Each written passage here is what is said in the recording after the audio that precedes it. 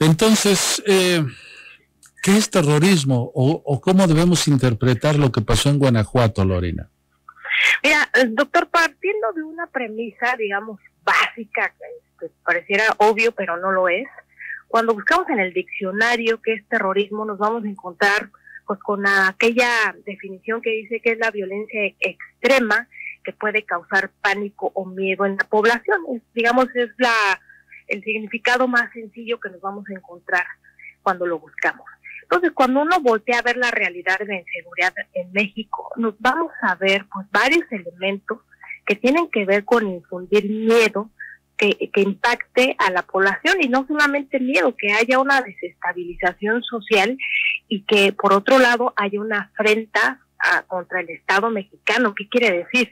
Que a través de actos con connotaciones terroristas se desafía al Estado mexicano, y podemos poner muchísimos ejemplos que sin lugar a dudas pintan de cuerpo entero la realidad de un fenómeno muy complejo. Si bien es cierto, son prácticas no generalizadas, digamos, en todo el país, sí estamos viendo temas o, digamos, elementos claros terroristas, como puede ser desde el atentado, ustedes recordarán, de las bombas en el centro histórico de Morelia el 2008, porque se utilizaron bombas, granadas que se expandieron, y así hemos visto en la línea del tiempo, digamos, de la actividad criminal en México, varios eventos que rayan en estas connotaciones de índoles terroristas. Recientemente, pues desde luego el tema de los coches autobomba en Guanajuato, que buscan infundir el miedo en la población, pero además fue afuera de una dirección de seguridad de policía municipal, lo que significa que es una afrenta contra el Estado. Y, por ejemplo, nada menos grave que la decapacitación de un alcalde es parte del Estado mexicano.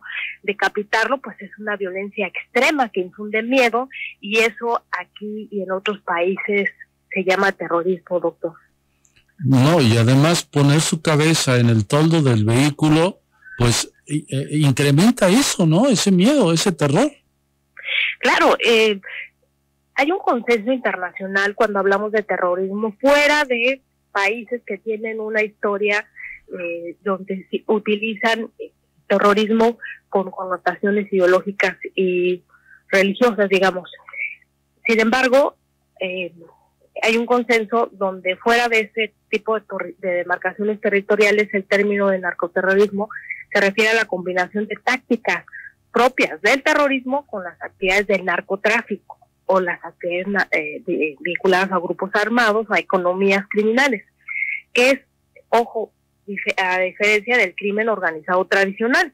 Los grupos involucrados en el terrorismo utilizan el terror como una herramienta clave para sembrar miedo en la sociedad, debilitar a las instituciones del Estado y consolidar su control territorial.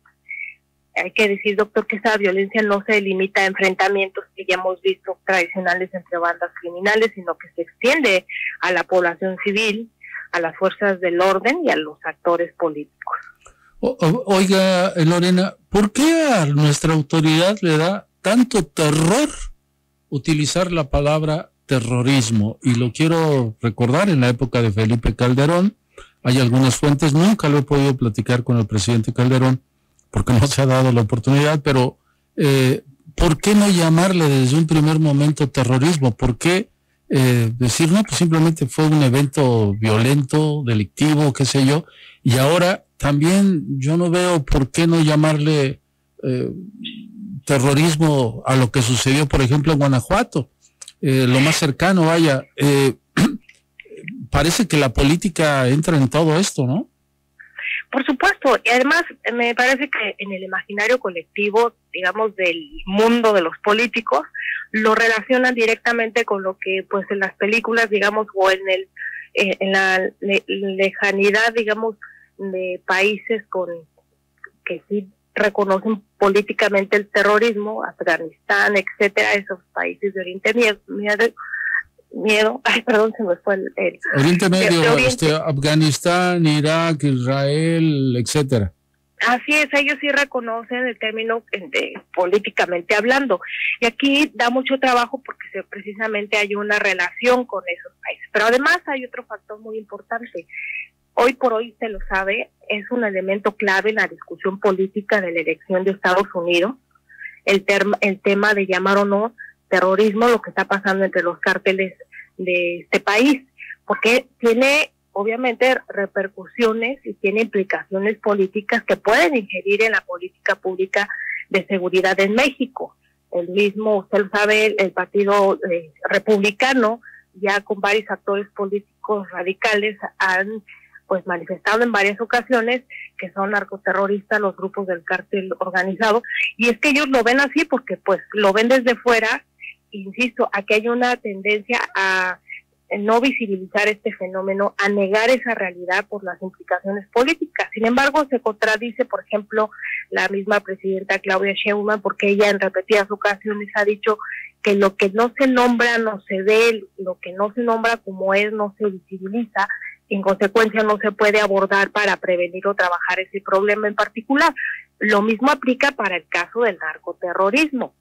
Más que, insisto, son términos que políticamente son muy, digamos, no son muy, no caen en una narrativa que también hay que decirlo, que han tratado de controlar desde las mañaneras, en el ánimo de manejar una narrativa que favorezca la percepción de seguridad en México. Como no la hay, pues evidentemente no aceptan este término de narcoterrorismo, que implica tácticas terroristas, que implica violencia simbólica, como lo que platicamos del el alcalde de Chilpancingo, que implica mensajes a través de cuerpos mutilados, o narcomantas, que ya se volvieron prácticamente parte del paisaje criminal en México, y por último, pues la desestabilización del Estado mexicano, ¿no? Lo que está pasando definitivamente allá en Sinaloa, bueno, pues es narcoterrorismo, ¿no? Y parece ser que también no le ponemos ese nombre. Sí, y también hay que hablar de otros términos que se están discutiendo en la academia y que no es producto de la ocurrencia. Estamos hablando, por ejemplo, de territorios que tienen característica de gobernanza criminal. ¿Qué es eso? Esto tiene que ver con el control territorial de grupos armados en varias regiones del país.